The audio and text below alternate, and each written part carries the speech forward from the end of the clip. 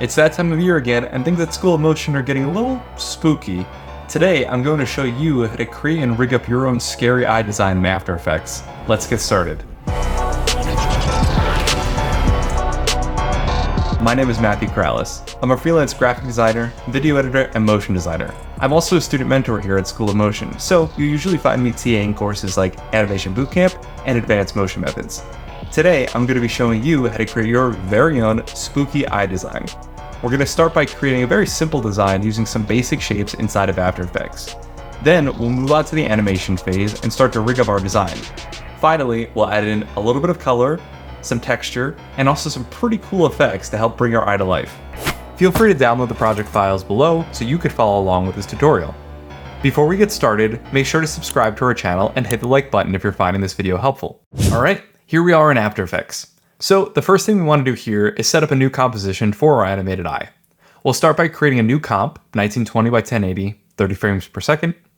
I like to turn on the title action save here, as well as fit the composition to my window, so I could see the full screen as I'm creating my eye. We'll start by heading up to the top toolbar and selecting our pen tool. We'll be using this to create a basic outline for our eye.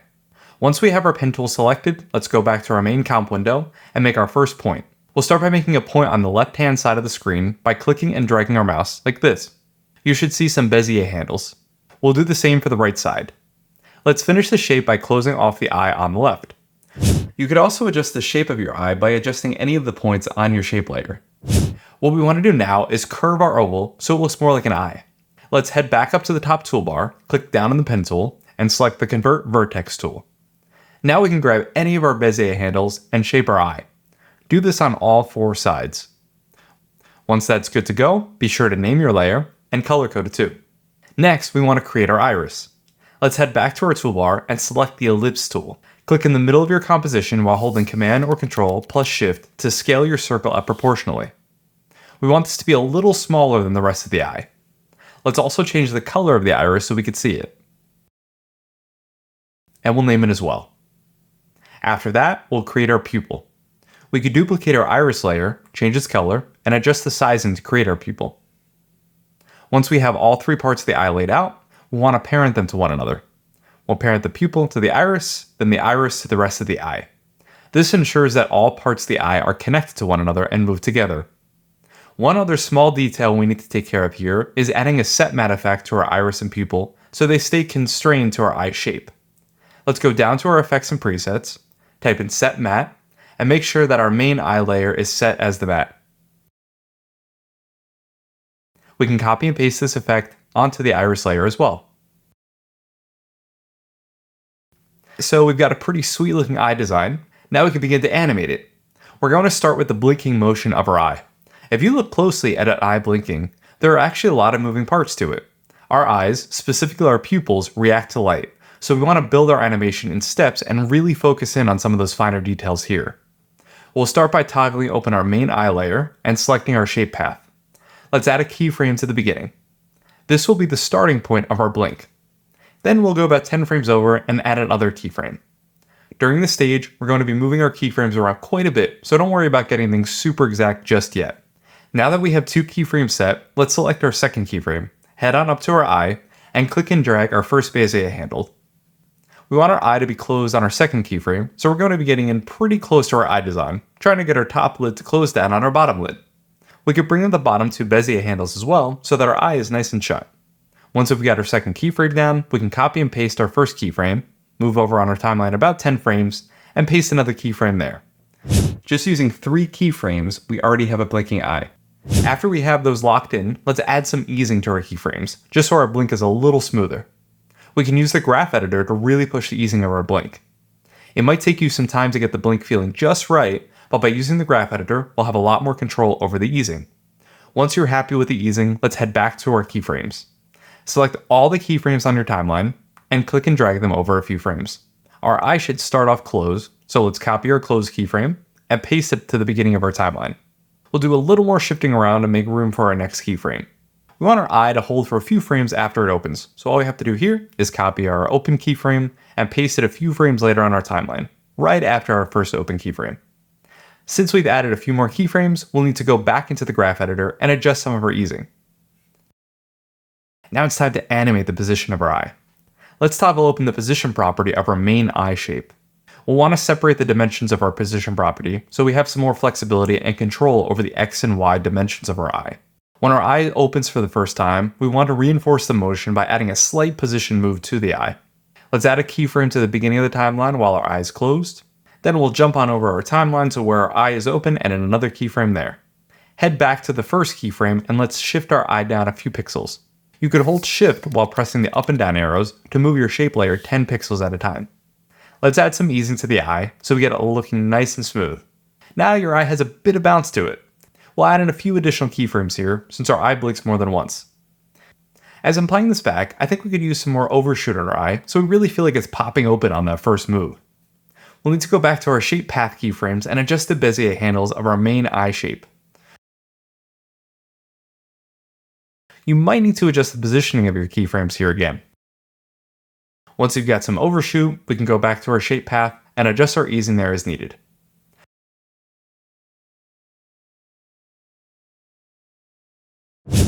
The more you build onto your animation, the more complex it becomes, so you might find yourself adjusting your keyframes a few times here, and that's totally okay. We want our animation and our easing to be as smooth as possible, so taking the time to go back into the graph editor to smooth those keyframes is going to be worth it in the end. So all we need to do now is add in a few more keyframes to the end of our animation. That way we can create a perfect loop.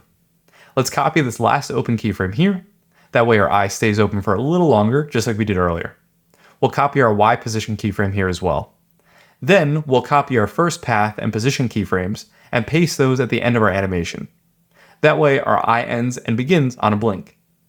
You could feel free to go in and add some additional overshoot or anticipation to the last blink. I'm just going to comb through my keyframes again here and adjust some of my easing so I get my animation in a good spot. You might realize as you're going through your animation that certain sections could be adjusted or retimed. Again, this is all part of the process. Alright, that was a lot of work, but our eye is looking great. Now we're going to be moving on to the pupil, which, as I mentioned earlier, is affected by light as it enters your eye. When you open your eyes to a really bright light, your pupils contract and get smaller. We can imitate that reaction here by adding some scaling to our pupil layer. Let's select our pupil layer and toggle open the scale property. With that selected, let's add a keyframe when our eye is open. Then, let's move back on our timeline to our first frame and add another keyframe there. Since the eye is closed on our first frame, our pupil should be larger. Let's also add some easing here as well. We can adjust the timing of our scaling here so we see more of it when the eye actually opens. Once we've got that in a good spot, we can add some additional scaling to our iris. This will help emphasize the motion of our pupil and add an extra layer of depth to our animation. We'll do pretty much what we did before, starting with our first keyframe here when our eye is open, then our next keyframe here when our eye is closed. Since we want the iris animating the opposite direction to our pupil, we'll actually have it start smaller on our first keyframe, so it animates up and expand out as the pupil contracts. Just as we did before, we'll adjust some of the keyframes and easing. Since we have another few blinks in our animation, we can add some additional scaling keyframes to our pupil and iris so they react according to the open and closed positions of our eye.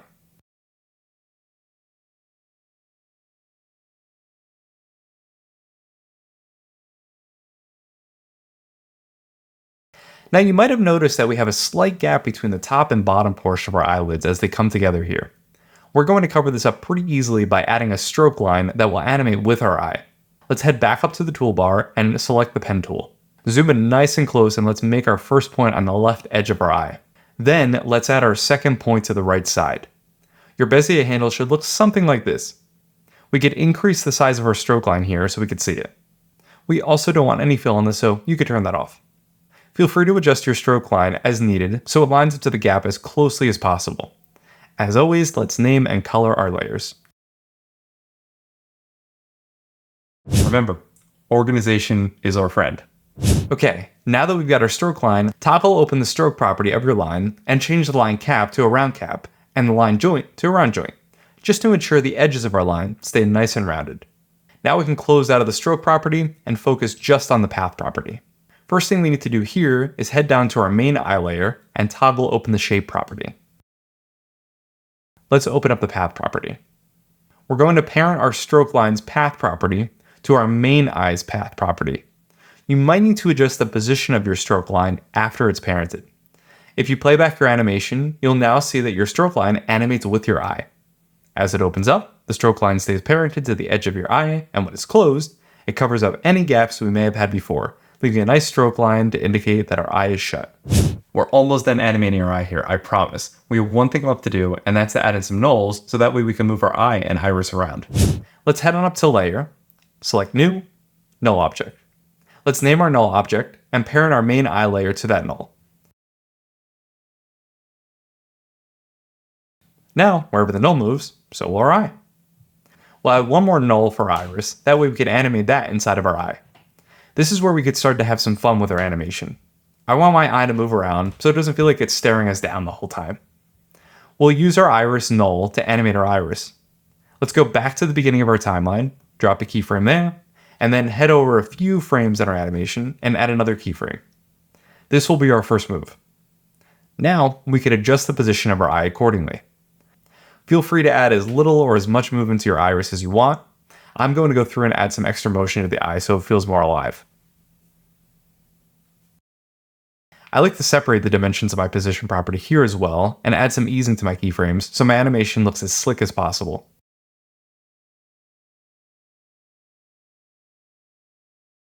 Alright, so it looks like our eye design is rigged up and ready to go. Now we can start to get creative and stylize it a bit more.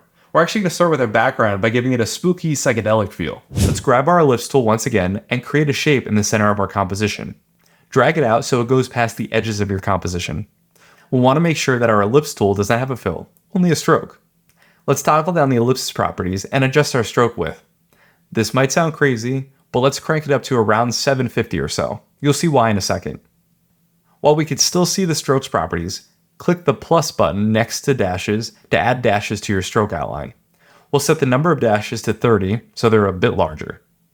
Once that's in place, let's go back to our ellipse size and scale it down. We want to try and get the dashes to be roughly in the middle where our eye is. Let's then move the layer behind all of our other layers. Once we've got our background lines created, head on over to Effects and Presets and let's add the Roughen Edges effect to our layer. We'll want to bump up the border to around 20, just so we can see more of our effect. We'll also be adding a quick expression here to help randomize the look of the lines. Let's toggle down evolution options and alt-click the stopwatch next to random seed. This will bring up the expressions window below. The expression we'll be using here is time. Super easy. Let's just write it out. Time *5. Boom, now we've got some freaky looking lines.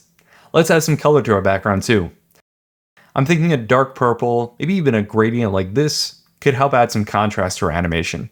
At the moment, our lines are pretty bold, so we can tone them down by adjusting the blending mode. I like to use overlay, so that way the color is a bit more subtle.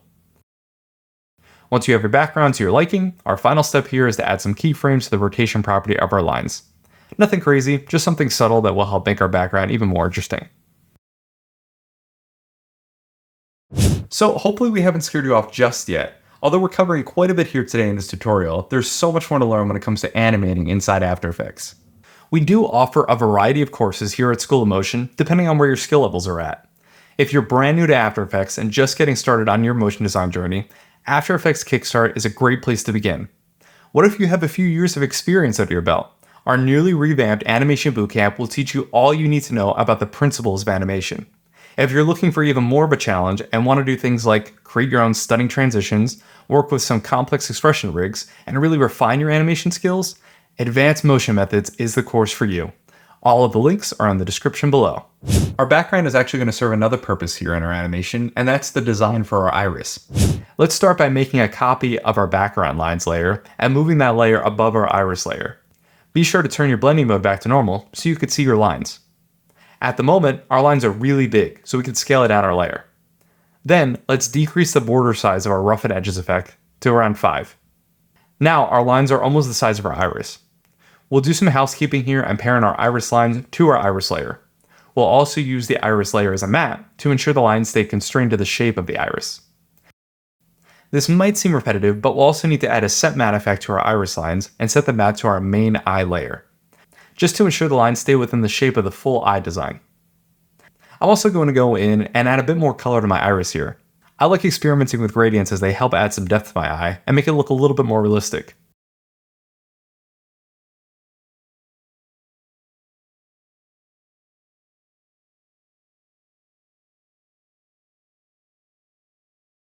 There's so much you could adjust within the gradient menu and within the rough and edges effect as well, so feel free to play around with those to get your eye looking the way you want it to. Now for my eye design, I want to give it a body, some sort of container so it doesn't just feel like it's floating in a big purple abyss. I'll do this by creating another ellipse that goes past the edges of my eye.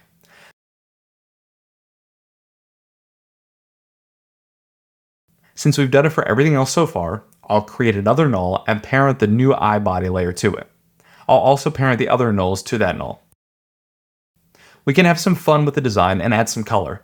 Again, I'm a fan of gradients and I love using the 4-color gradient effect to create some pretty interesting colors in my animation. I'm going to pause here for a second to show you what I'm doing in case you were looking to do this as well. So with the 4-color gradient effect, you have 4 different color properties that you can manipulate and move around. Expressions can come in handy here too. By alt-clicking the position point of each color, you can add an expression to the position property. I like to use the wiggle expression here as it gives each section of color a bit of random movement. I'll set the number of wiggles to 0.5 and the amount of wiggle to 400. I'll copy and paste this expression and apply it to all my other points. Check it out. I went ahead and also added a pink outline to my eye body and made the stroke of my eye the same color just so they stand out. Since we have our body pretty much ready to go, we could add some slight motion to it using the null we created a while back. Let's start by scaling down our eye so it doesn't go past the edges of our frame. Then, let's open up the position property, separate the dimensions, and add a keyframe to our Y position. We want to give a bit of bounce to our eye as it opens up. Let's add in our second keyframe and then drop our eye down on our first keyframe so it pops up. Something subtle, just like this. We could also add a bit of additional easing and some extra keyframe to the end of our animation so our eye bounces back down right as it blinks. There might also be an opportunity to add some additional keyframes in the middle of our animation since our eye blinks a few times. Okay, so since we're trying to get into the spooky spirit here, I thought adding in some texture to our monster's eye creation could be a nice touch. I found this awesome cracked ground texture, which should work perfectly for some creepy scaly skin. Let's import our texture into our project and scale it down. As always, feel free to use your own textures or images for this section. This is totally up to you. We'll also move our texture above our body layer. Next, let's parent the texture to our body layer and also set the body layer as our matte. That way our texture stays confined to the inside of our body circle. Here, we might want to play around with some of the blending modes so we get to see some of the gradient color behind our texture. We could also turn down the opacity here. Once we've got the texture added, we're going to animate it slightly by using another quick set of expressions. Let's toggle open our position property, alt-click the stopwatch next to position, and type in wiggle 3 500. The wiggle expression can be used in a variety of situations. In this case, we want to use it to have our texture randomly move around within our circle. We'll need one more expression to go along with the wiggle effect here, and that's posterize time. We can use this expression by typing out posterize, all lowercase, followed by time with an uppercase T. We'll add our parentheses and type in something pretty small like 3. Now, instead of moving at 30 frames per second, our wiggle expression will now move at 3 frames per second, which gives our animation more of a hand-animated look. Now we're going to dive into some smaller details and add some depth to our design. We'll start by duplicating our body layer and getting rid of the gradient effect on it. Let's rename that eye_texture and move it above our texture layer. We're going to be creating a subtle grainy outline along the edges of the eye body. We'll set the eye color to more of a gradient, like this. Then, let's go back to Effects and Presets and add a Rough and Edges effect to this shape layer. We're going to increase the border quite a bit here to around 300, and we're also going to turn the scaling down, which is going to give our Rough and Edges effect more of a grainy look. You'll notice that the texture appears outside of our eye circle here, so we just have to make sure that we have our track matte set up. Let's parent our eye texture to our eye body layer, and boom, that should take care of that. I also like to mess around with the blending modes here. Let's go with something like hard light, so we can see more of that grainy texture. We could also turn down the opacity so it's not so vibrant. We just want a subtle texture along the edges. You could tweak the gradients here and the opacity as you see fit. Our eye is coming together quite nicely here, and I think our background is in pretty good shape too. But I want the eye to really pop off of it. Let's add a bit of glow behind it. We'll start by adding an ellipse behind the eye.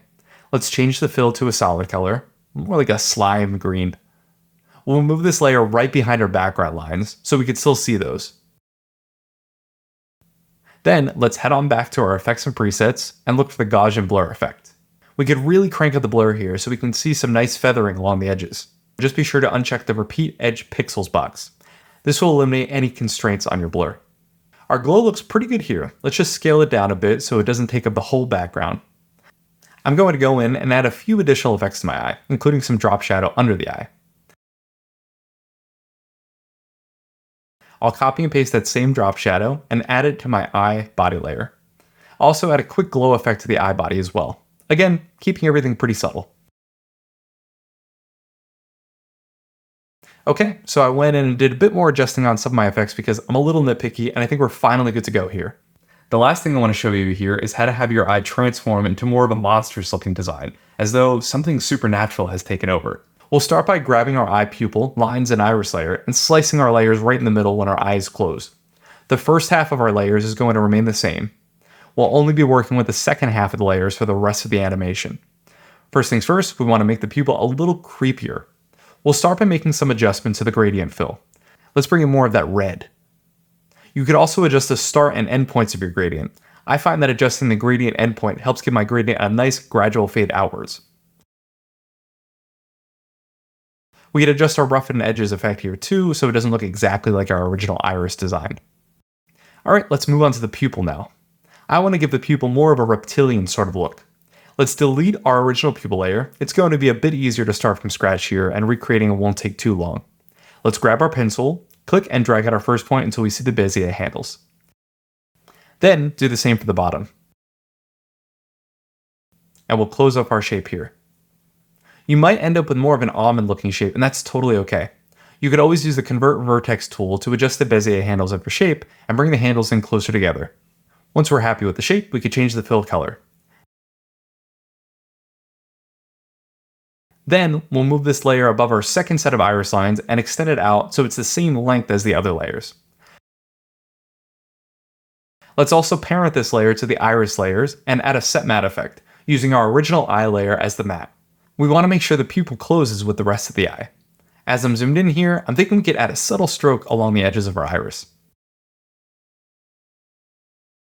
Eyes are very complex and all of them are unique, so these extra details that we're adding in here are really going to help showcase that complexity. Now that the iris and the pupil look a little scarier, let's work on our main eye design.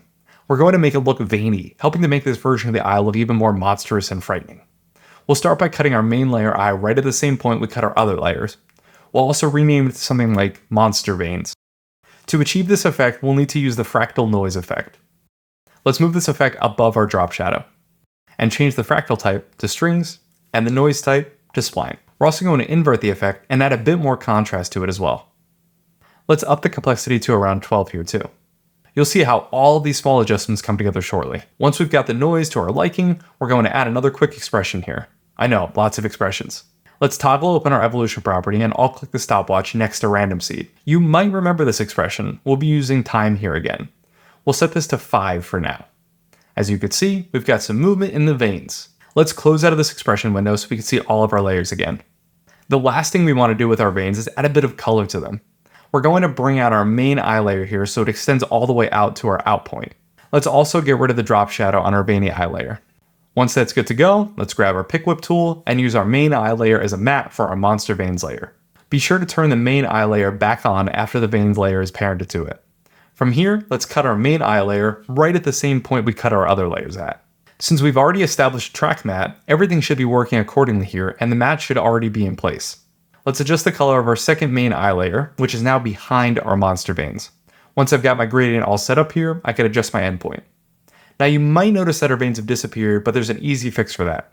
All we have to do is invert our track matte. I'm going to play around with some different blending modes as well and adjust the opacity of my veins.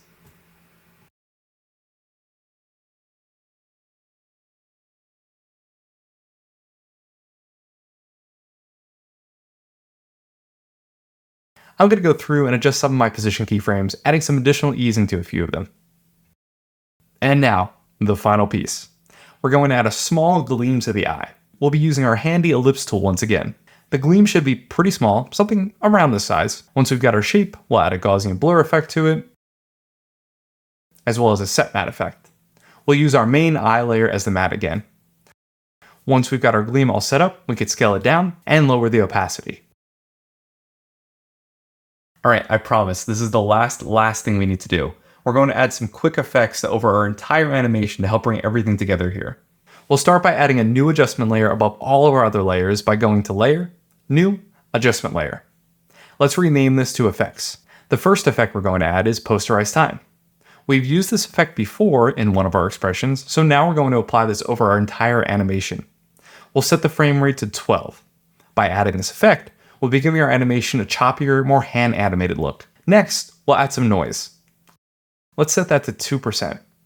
We don't want there to be too much noise, just something subtle to help smooth out any banding we might get in some of the gradients. Once we've got those effects added, I'm going to go back in and make some final tweaks to my keyframes. I'll add a few more scaling keyframes to my monster pupil, so when the eye opens back up, it'll have some subtle scaling to it. I want this animation looking as smooth as possible, and now that we have everything built out, I can see some areas that could be adjusted. And there you have it, your very own creepy eyeball animation just in time for Halloween. When it comes to animation, we can create some pretty spectacular looking work just by using some basic shapes, a few different effects, and some handy tricks inside of After Effects. We can really let our imagination and creativity run wild, and we've only just scratched the surface in this tutorial. Before you go, be sure to like this video and subscribe to our channel so you can catch more tutorials like this one as they're released. Thanks for watching everyone, stay spooky and take care.